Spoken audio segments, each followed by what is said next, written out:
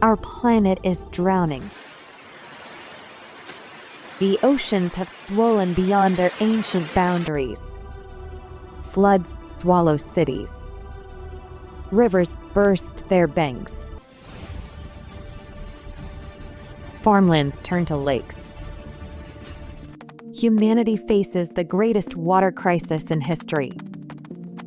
The verdict is clear. There's simply too much water on Earth.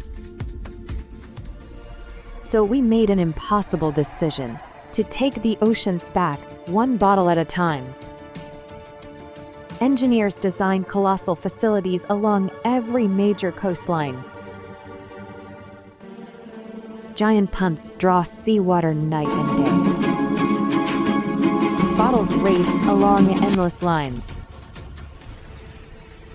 Billions of liters captured, sealed, labeled, and stacked onto massive pallets.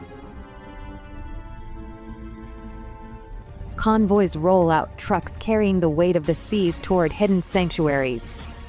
In the heart of the deserts, we dig vast tombs of sand and bury the excess forever.